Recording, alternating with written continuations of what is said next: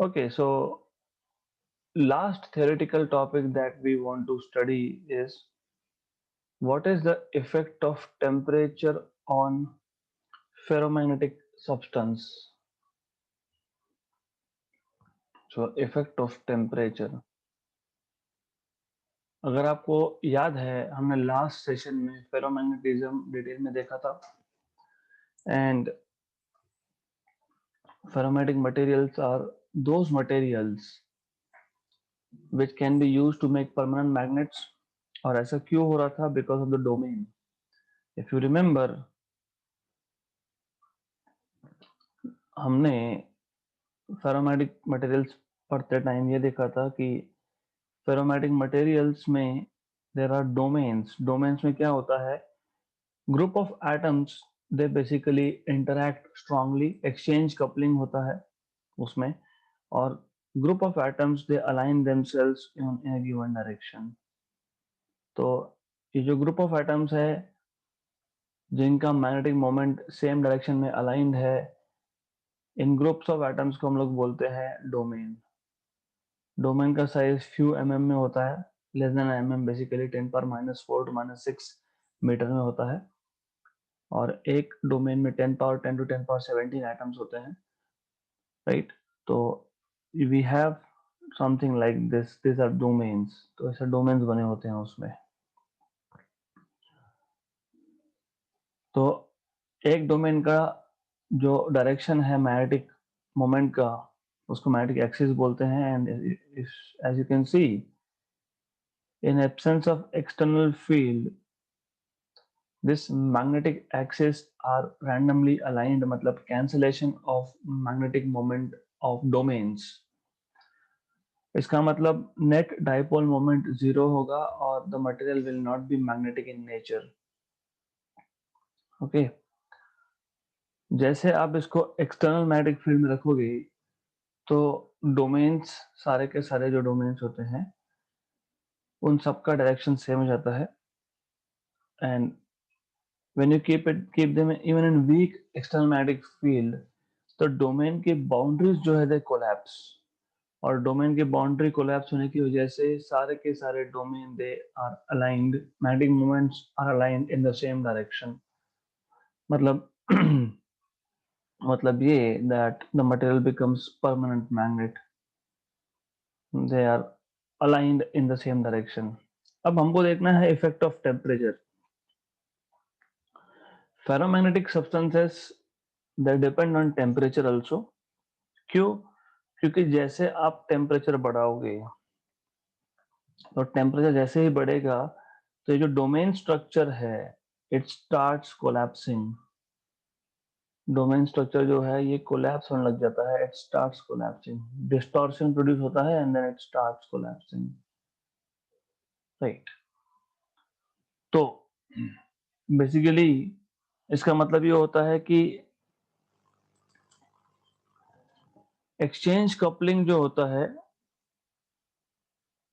Exchange coupling between two neighboring dipole moments or atoms it weakens वो कमजोर हो जाता है राइट इट वीकन्स बेसिकली तो because of the weakening there is collapse of domain structure और domain structure अगर totally collapse हो गया तो मटेरियल बिकम्स पैरामैग्नेट क्योंकि पैरामैग्नेटिज्म और फेरोमैग्नेटिज्म में डिफरेंस यही था आपको याद होगा मैंने बताया था वो वीकली अट्रैक्टेड होता है ये स्ट्रांगली अट्रैक्टेड है मैं आपको बताया था उसमें ऑड नंबर ऑफ इलेक्ट्रॉन्स होते हैं एटम में यहाँ पे भी ऑड नंबर ऑफ इलेक्ट्रॉन्स होते हैं एक एटम में तो पैरामैग्नेटिज्म और फेरोमैग्नेटिज्म में डिफरेंस सिर्फ इतना था कि फेरोमैग्नेटिज्म में डोमेन बनते हैं स्ट्रॉन्ग एक्सचेंज कपलिंग होता है नेबरिंग एटम्स में इसलिए स्मॉल ग्रुप्स ऑफ एटम जो होते हैं ग्रुप ऑफ एटम्स जो होते हैं they are aligned in the same direction तो उन सबका मैग्नेटिक मोमेंट सेम डायरेक्शन में अलाइंड होता है लेकिन as you increase temperature temperature जैसे बढ़ाया तो जो एक्सचेंज कपलिंग है इट बिकम्स वीक हो जाता है एक्सचेंज कपलिंग और डोमेन स्ट्रक्चर स्टार्ट्स कोलैप्सिंग मतलब बेसिकली ऐसा है कि paramagnetic substances start becoming paramagnetic तो there is transformation of substance from ferromagnetic to paramagnetic तो ये जो जिस टेम्परेचर पे फेरोमैग्नेटिक सब्सटेंस का ट्रांसफॉर्मेशन पैरामैग्नेटिक में होगा उसको बोलते हैं Curie temperature, right? So the temperature at which ferromatic materials become paramagnetic is called as Curie temperature. And the relation between susceptibility of a material when it has acquired magnetic property. So relation between susceptibility and temperature at which ferromatic substances become paramagnetic, it is given by chi is equal to C, where C is some constant T minus Tc, right? So temperature should be greater than Curie temperature for the substance to become paramagnetic. तो देखो मैंने आपको बताया था, मैंने आपको ये बताया था कि susceptibility for paramagnetic substance is positive but small and susceptibility for ferromagnetic is positive but large.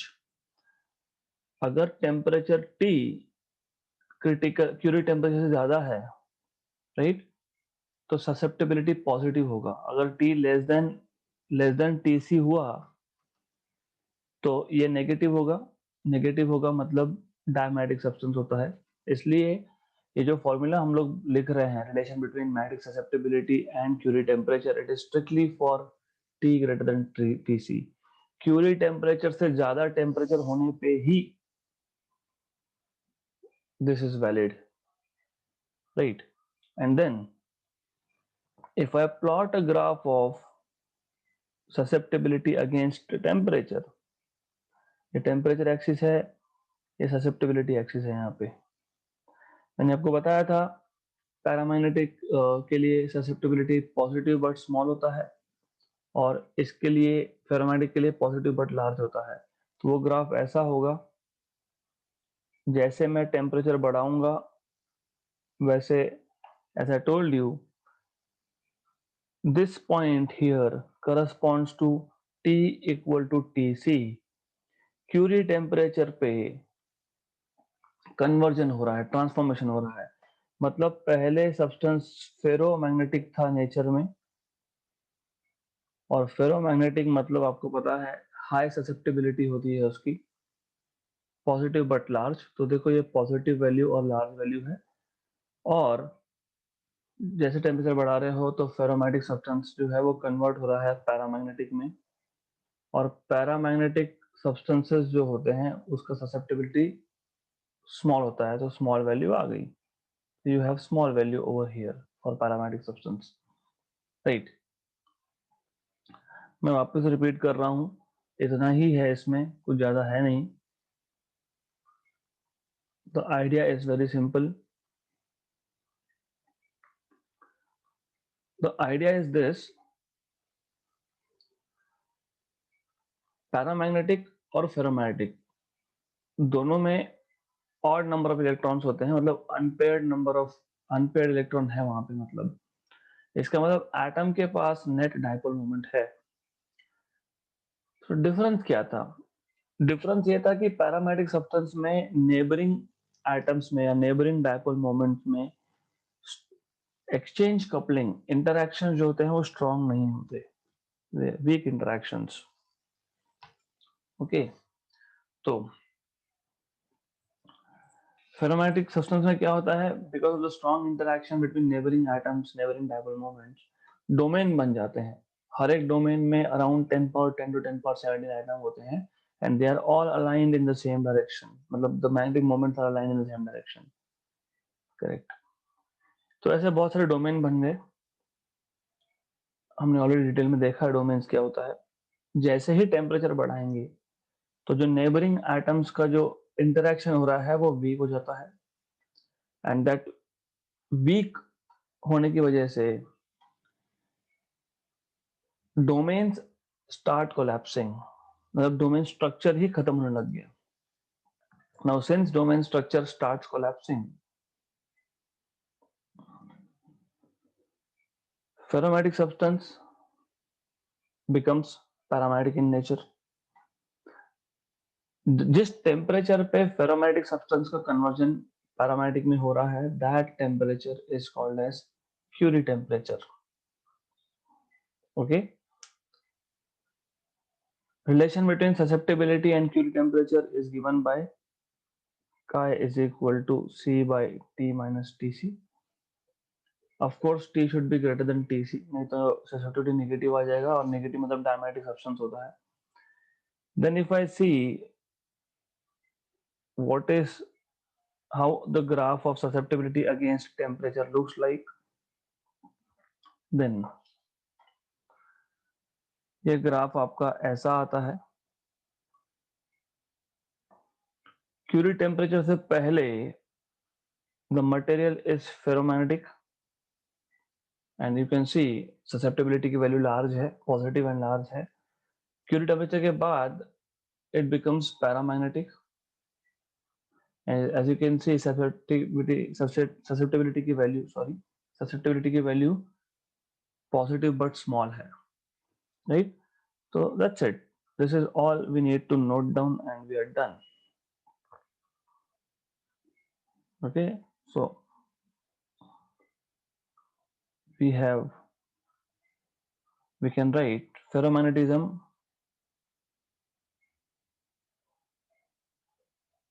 depends on temperature.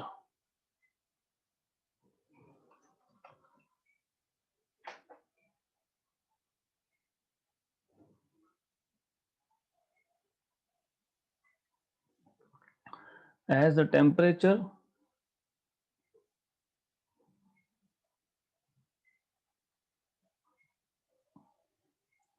of a ferromagnetic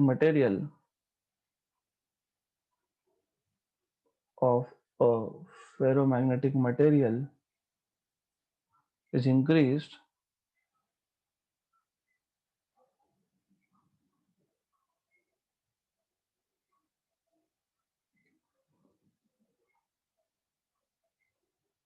the domain structure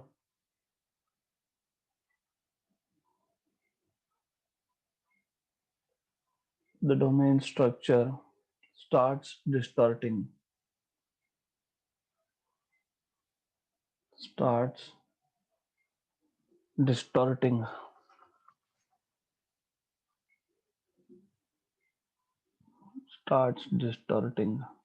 Okay,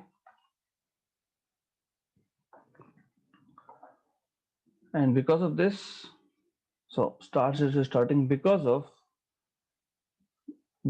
exchange coupling weak हो जाता है, because the exchange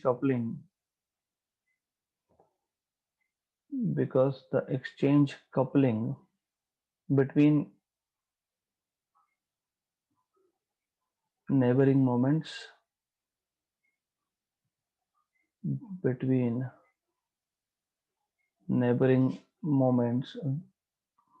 weakens.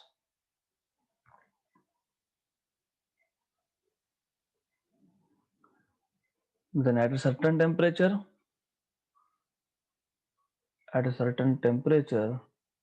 और ये temperature जो है ये material to material depend करेगा, क्योंकि फेरोमैग्नेटिक मटेरियल में बहुत सारे टाइप्स हैं, मतलब बहुत सारे टाइप ऑफ मटेरियल्स है. आयन है, then you can have something else.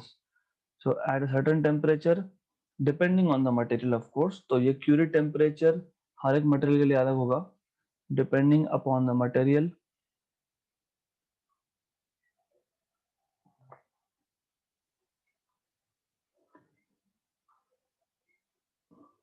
The domain structure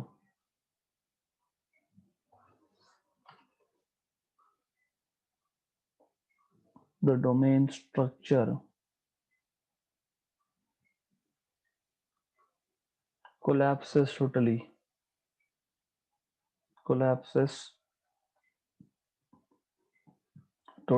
and the material becomes paramagnetic, and the material becomes or behaves like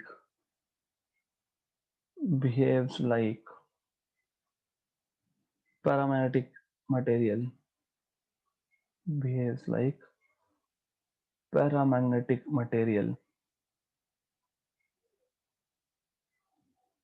right? The temperature at which this thing happens, मतलब the temperature at which ferromagnetic substance becomes paramagnetic, transforms into paramagnetic, is called as Curie temperature. The temperature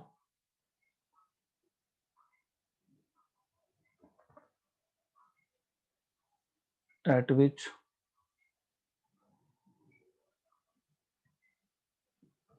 a ferromagnetic material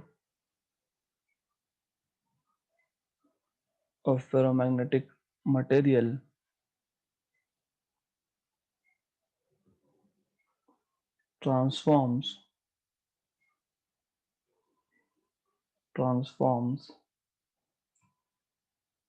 into a paramagnetic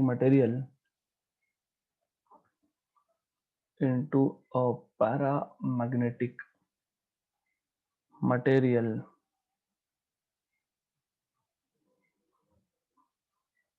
is called as Curie temperature. Is called as Curie temperature Tc of that material, क्योंकि वो material to material very करेगा, इसलिए of that particular material, right. The relation between the magnetic susceptibility of a material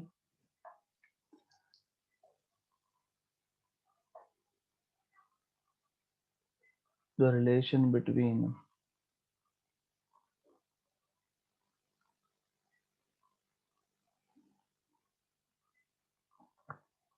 magnetic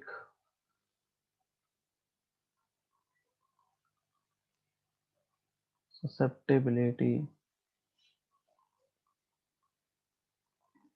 of a material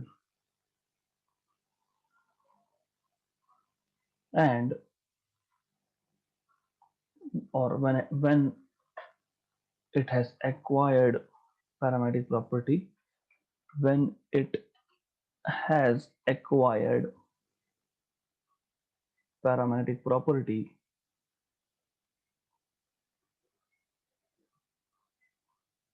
paramagnetic property and the temperature is given by property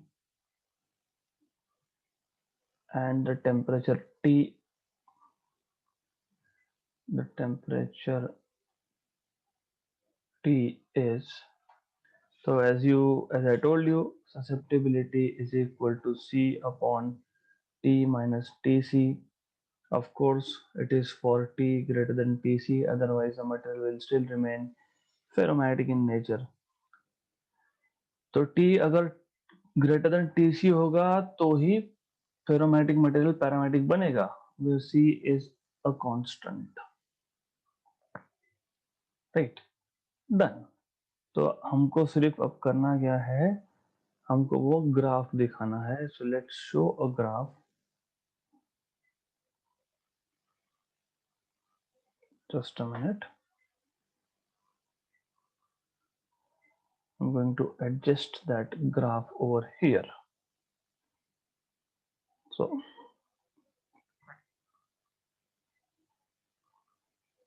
ऐसा है. Let's plot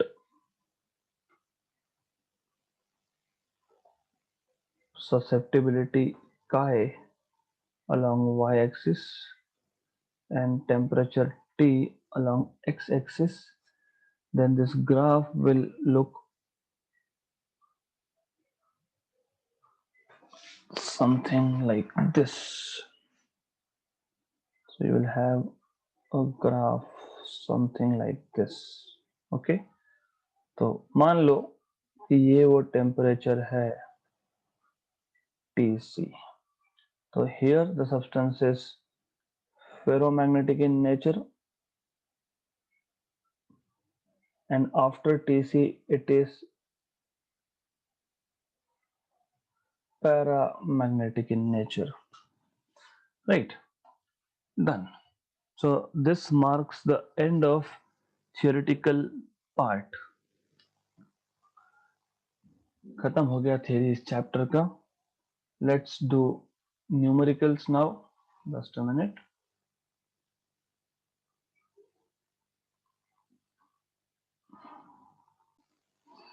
So let's begin with numericals. We'll start with solved examples and then we'll move to exercise questions. So next session is going to be the last session of this chapter. 11.1 है ये actually, तो वो misprint हुआ है. 11.1 पहला numerical. तो calculate the gyromagnetic ratio of electron given charge on electron is 1.6 into 10 power minus 19 and mass on electron is 9.1 into 10 power minus 31 kilogram. Easy है. We have been given charge on electron 1.6 into 10 power minus 19 coulomb.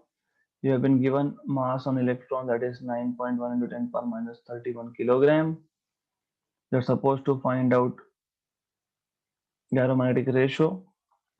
और अगर आपको पता होगा, हमने ये gyromagnetic ratio का formula derive किया था. So if you remember, you should remember what is the formula for this. So gyromagnetic ratio is nothing but it is equal to E upon 2 times of mass of electron. तो बहुत ही simple सा case है, because you already know everything.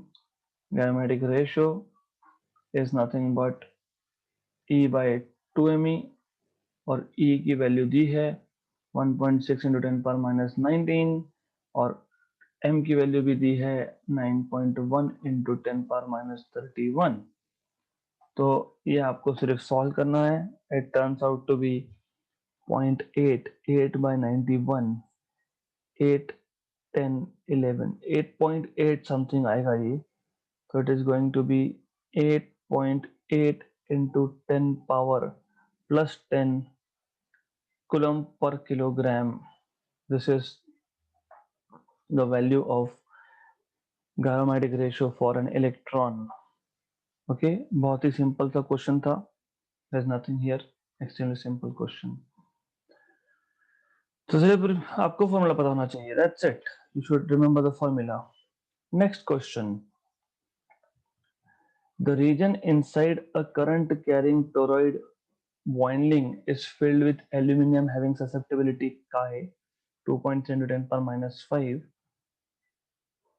What is the percentage increase in the magnetic field in the presence of aluminum over that without it? मतलब okay, so susceptibility आपको दिया है and then if you remember हमारे पास एक toroid था. मैंने toroid क्या होता है ऑलरेडी बताया है आपको. इस टोरॉइड पे वाइंडिंग है, तो वी आर सर्कुलेटिंग करंट, और ये जो वाइंडिंग है जब इसमें से करंट पास होगा तो in that case you will have magnetic field along the axis, मतलब here because of the current. तो जो green dotted line है circumference है, that is axis, और यहाँ पे जो करंट हमने पास किया है through the toroid, इस करंट की वजह से आपको मैग्नेटिक फील्ड मिलेगा. also उन्होंने बोला है कि एल्यूमिनियम से बना है टोरॉइड, और एल्यूमिनियम खुद भी मैग्नेटिक होता है इन नेचर, और उसका ससेप्टिबिलिटी दिया है. तो इफ यू रिमेंबर, अगर आपको याद होगा कि हमने फर्स्ट ऑफ ऑल हमको फाइंड क्या करना है. हमको फाइंड करने के लिए बोला है परसेंटेज इंक्रीज. देखो क्या है कि अगर सिर्फ टोरॉइड पे जो वाइंडिंग है उसकी वजह से मैग्नेटिक फील्ड होता तो it will have value B0. आपको याद होगा हमने B0 यूज किया था for magnetic field because of the current. This is the magnetic field because of the current, right. But क्योंकि जो टोरॉइड का मटेरियल है वो खुद एल्यूमिनियम का है और वो खुद मैग्नेटिक इन नेचर है, तो आपको याद होगा कि मैग्नेटिक कंट्रीब्यूशन भी मिलता है because of the magnetization of the material. Material का magnetic field because of the magnetization और करंट के मैग्नेटिक फील्ड दोनों का, तो इंक्रीज होगा। जब सिर्फ करंट पास कर रहे थे तो बी जीरो था, लेकिन अब क्योंकि एल्यूमिनियम खुद भी मैग्नेटिक है तो दो कंट्रीब्यूशन आ गए, एक बी एम बोला था हमने magnetic field due to material, और एक बी जीरो, तो टोटल मैग्नेटिक फील्ड बढ़ जाएगा। तो total magnetic field minus magnetic field due to current through toroid upon B zero into 100, ये आपको फाइंड करना है बेसिकली।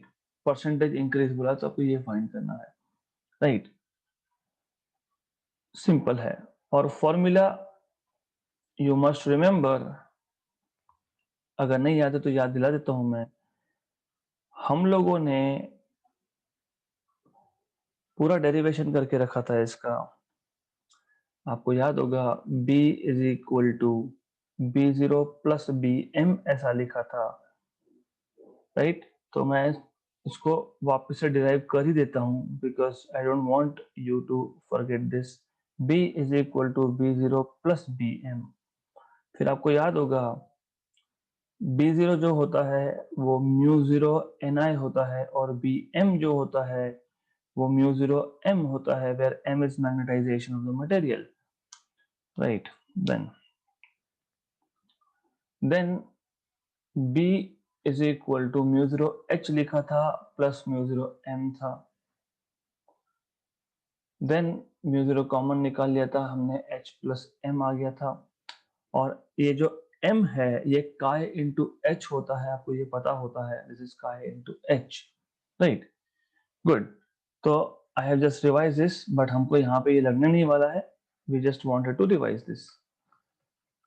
तो बेसिकली तो हमको जरूरत क्या पड़ेगी वो देख लेते हैं हम लोग। So instead of saying formula I directly go to solution. थोड़ा सा आपको बेसिक्स याद होना चाहिए हमेशा। तो what do we need is, हमको पता है फाइनल, ये जो मैंने अभी स्टेप्स बताए थे ना, P equal to B zero plus B M, फिर हम ये लिखा था mu zero N I plus mu zero M, फिर ये था mu zero H plus M था ये काय एच, ये सब करके ये पूरा सॉल्व करने के बाद फाइनली आपको बी मिलता है म्यू इंटू एच। पूरा सॉल्व करने के बाद you get this particular thing, chi in mu into h, b is equal to mu h, okay, good। अब हमको क्या फाइंड करना है, हमको फाइंड करना है b minus B zero upon B zero into 100, क्योंकि परसेंटेज इंक्रीज बोला है आपको। b क्या है फाइनली, b क्या है mu H minus B zero क्या है म्यू जीरो एच, क्योंकि म्यू जीरो एन आई था, याद होगा आपको म्यू जीरो एन आई था, तो म्यू जीरो एन आई मतलब म्यू जीरो एच था, वो एन आई को हमने एच बोला था, अपॉन वापस से म्यू जीरो एच, राइट। तो then this is equal to, of course multiplied by 100 करना पड़ेगा हमको, you have to multiply by 100 of course.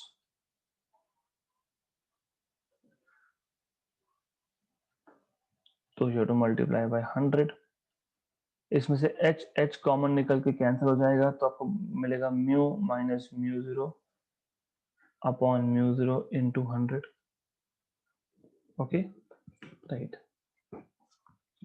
But if you remember, एक स्टेप आया था जब हम ये डिराइव कर रहे थे, तो दैट सेड कि mu is mu zero one plus chi, ऐसा एक स्टेप हमने लिखा था।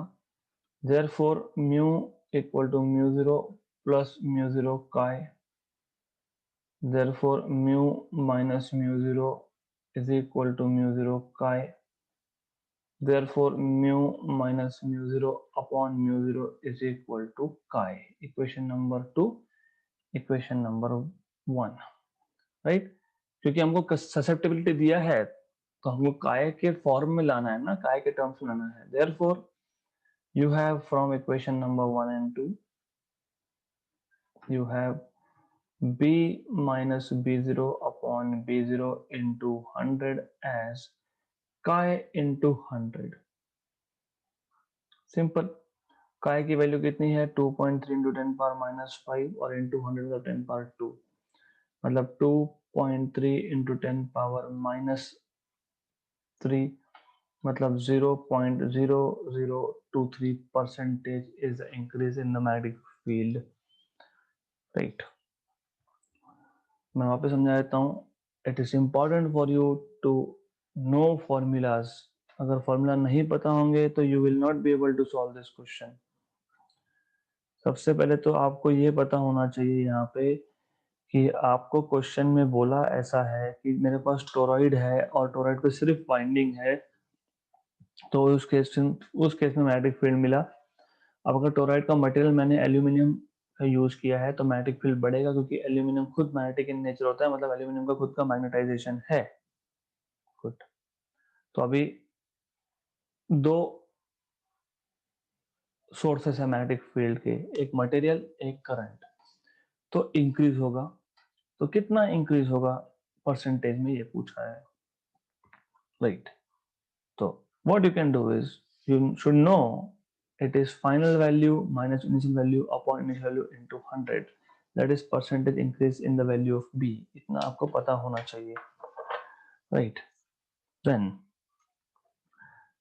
फिर आपको पता होना चाहिए कि b minus b0 by b0 into 100 अगर हमको फाइंड करना है तो b जो होता है b that is mu h, हमने ये थ्योरी क्लासेस में किया है. b0 जो होता है वो mu 0 h होता है, तो हमने वो सब्स्टिट्यूट किया तो mu minus mu zero upon mu zero into 100 है.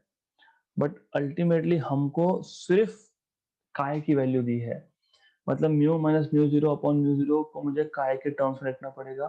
तो व्हाट आई रिमेम्बर इज, हम जब टोरॉइड पे वाइंडिंग हमने किया था और हम मैग्नेटिक फील्ड निकाल रहे थे टोटल मटेरियल की प्लस करंट की वजह से, तो ये एक स्टेप आया था where we called mu equal to mu zero one plus chi. इसका मतलब mu minus mu zero upon mu zero, this value is nothing but chi, right? Correct.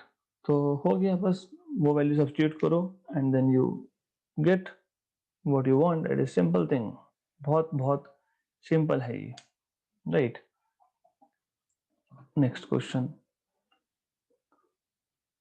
A domain in ferromagnetic ion is in the form of cube of 1 micrometer.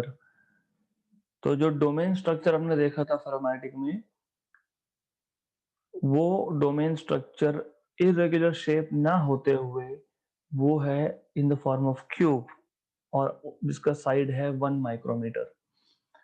तो basically what they are trying to tell you is कि आपको volume of domain मिल जाएगा, volume of domain, क्योंकि आपको पता है कि volume is nothing but length cube. तो लेंथ दिया है 1 माइक्रोमीटर, मतलब 10 पावर माइनस 6 मीटर, तो ये हो जाएगा 10 पावर माइनस 18 मीटर क्यूब या फिर 10 पावर माइनस 12 सेंटीमीटर क्यूब. तो वॉल्यूम मिल गया आपको डोमेन का. Estimate the number of ion atoms in the domain, उस डोमेन में कितने आयन के एटम्स होंगे ये एस्टिमेट करना है हमको. Maximum possible dipole moment and magnetization of the material, मतलब of the domain, not of the material. तो आपको तीन चीज फाइंड करनी है. पहला, number of atoms in that domain. दूसरा, you are suppose to find out maximum dipole moment of the domain. तीसरा, मैग्नेटाइजेशन ऑफ द डोमेन. ये तीन चीजें फाइंड करनी है आपको. The molecular mass of iron is 55 gram per mole. मतलब molecular mass आपको बताया है और आपको पता होना चाहिए दैट मॉलिक्यूलर मास का मतलब क्या होता है. मॉलिक्यूलर मास का मतलब होता है कि उतने मास में एवोगैड्रो नंबर ऑफ एटम्स होते हैं. So you have been given molecular mass, okay, that is 55 gram per mole. So molecular मास, मैं इसको m डैश से रिप्रेजेंट करता हूँ, है ना. क्योंकि फिर कैपिटल M मतलब मैग्नेटाइजेशन है, तो मैं काम करता हूँ मैग्नेटाइजेशन को mz बोल देता हूँ, फिर then it is fine. So molecular mass is 55 gram per mole. मतलब इतने ग्राम में एवोगाड्रो नंबर ऑफ एटम्स होंगे. डेंसिटी इज, डेंसिटी मैं रो से नोट कर देता हूँ, इज 7.9 ग्राम पर centimetre cube. Assume that each ion atom has a dipole moment of, हर एक एटम के पास 9.27 into 10 per minus 24 ampere metre square का डाइपोल मोमेंट है. This is given to you, right. अगर देखो कैसा है कि एक डोमेन में कितना मैग्नेटिक मोमेंट है, अगर आपको ये पता करना है तो, क्योंकि फेरोमैग्नेटिक सब्सटेंस है, हर एक डोमेन में जितने भी एटम्स होते हैं सबके सबका मैग्नेटिक मोमेंट सेम डायरेक्शन में होता है. मतलब अगर मुझे टोटल मैग्नेटिक मोमेंट निकालना है तो मुझे नंबर ऑफ एटम्स कितने हैं वो निकालना पड़ेगा, उसको मल्टीप्लाई करना पड़ेगा हर एक एटम के मैग्नेटिक मोमेंट के साथ, तब जाके मुझे total magnetic moment of domain मिलेगा, राइट. और वैसे भी नंबर ऑफ एटम्स निकालने के लिए बोला ही है, तो वैसा कर लेते हैं. सो पहला, the number of atoms in domain n, the number of atoms in the domain, number of atoms in the domain n is equal to, आपको मैंने ऑलरेडी बताया और आपको फॉर्मूला पता भी होना चाहिए. ये होता है आपका density into molecular weight, sorry, into Avogadro number of atoms divided by molecular mass. This you should know, ये बेसिक है, ये आपने केमिस्ट्री में भी सीखा होगा. You should know this. Rho Na by m. Okay, this is number of atoms in that domain. तो रो की वैल्यू है 7.9 ग्राम पर क्यूबिक सेंटीमीटर को कन्वर्ट करोगे आप, करना पड़ेगा, okay, into 10 power minus 12 into Avogadro number of atom आपको पता है 6.023 इंटू 10 पावर 23 होता है. 6.023 into 10 power 23 if I am not wrong. Yes. Okay. Divided by mass. Mass, molecular mass मतलब 55 ग्राम पर मोल. Okay. Good. Right. तो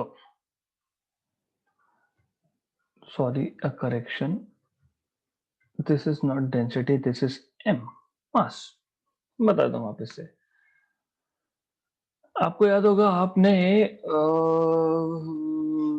number of moles का formula देखा था, that is small m by capital M. This is number of moles.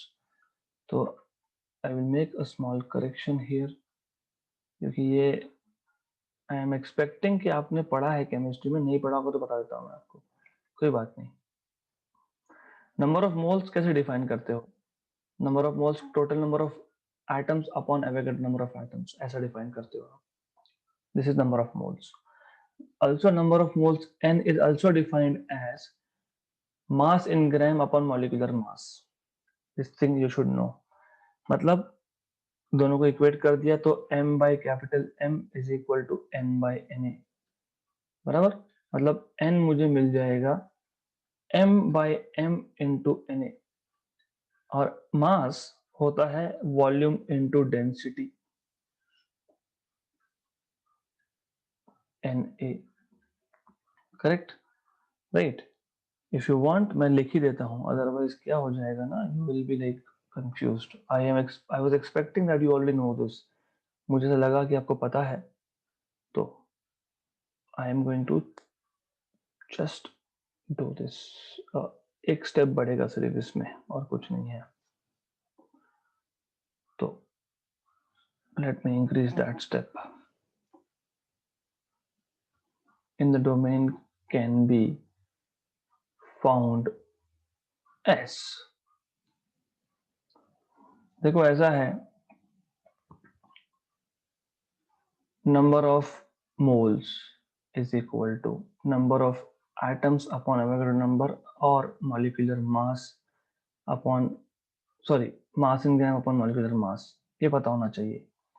Therefore capital N is m by m into Na, but m is volume of the domain into density of the domain upon mass into Na, Avogadro number of atoms, right? Therefore, n number of atoms in the domain is volume of the domain 10 power minus 12 centimetre cube में लिखा है मैंने। Density 7.9, मैंने centimetre cube में क्यों लिखा, क्योंकि density भी मैं सेंटीमीटर क्यूब में ले रहा हूँ, ग्राम पर सेंटीमीटर क्यूब में ले रहा हूँ। Into this is 6.023 into 10 power 23, तो 1 by 1 I am writing down everything, तो into 10 power 23 आएगा। Okay, so short of space here, कोई बात नहीं। तो 10 power minus 12 into 7.9 into 6.023 into 10 power 23 upon molecular mass आपको दिया हुआ है 55। ये सॉल्व करोगे तो आपको मिलेगा n की value which turns out to be 8.56 into 10 power 10। तो एक डोमेन में इतने एटम्स है, so there are so many atoms in domain, okay, right? Then ये हो गया पहला part solve, number of atoms मिल गए डोमेन में। सेकेंड पार्ट में what they have asked us is to find out maximum dipole moment in the domain. हमको already पता है अगर मुझे मैक्सिमम डायपोल मोमेंट निकालना है तो मुझे क्या करना पड़ेगा, मुझे उस डोमेन में जितने एटम्स है और हर एक एटम के मैग्नेटिक मोमेंट से मल्टीप्लाई करना पड़ेगा। ये तो सिंपल ही है ना। अगर हर एक एटम के पास 9.27 into 10 power minus 24 ampere metre square का डायपोल मोमेंट है तो नंबर ऑफ एटम से मल्टीप्लाई कर दो।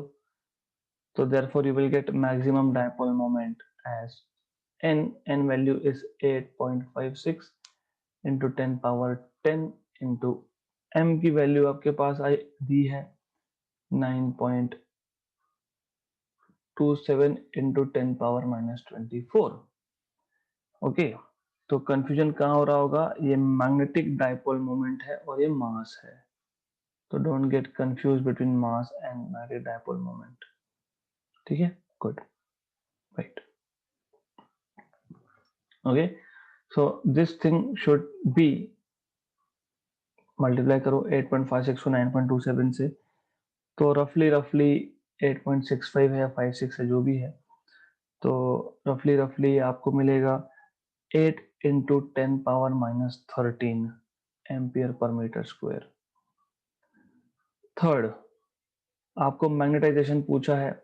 मैग्नेटाइजेशन क्या होता है आपको पता है, magnetic moment divide by volume.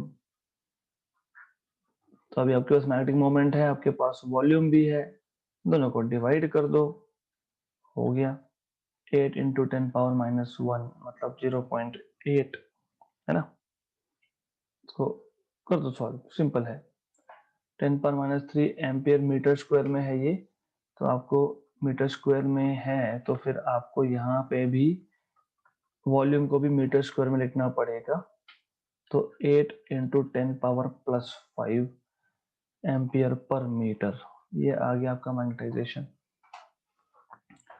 तो question was very very simple, provided you know concept, you know basics. Basics मतलब नंबर ऑफ एटम्स कैसे निकालते हो, उसके लिए मोल्स क्या होता है, मोल्स का फॉर्मूला क्या होता है, ये पता होना चाहिए। बाकी तो सब सिंपल ही है, क्योंकि अगर हर एक एटम का डायपोल मोमेंट दिया है और नंबर ऑफ एटम्स n है, तो नंबर ऑफ एटम्स को हर एक एटम के डायपोल मोमेंट के साथ मल्टीप्लाई कर दो, खत्म, मिल गया maximum dipole moment in that domain. और मैग्नेटाइजेशन क्या होता है, dipole moment per unit volume, तो वॉल्यूम से डिवाइड कर दो मैग्नेटिक मोमेंट को, मिल गया आपको magnetisation of the material. right? So this is how you are supposed to find it out. Formulas you should know, otherwise nothing doing, right? So we'll stop here, and in the next session we will be doing unsolved examples, numericals from the textbook. That is going to be the last session of this chapter.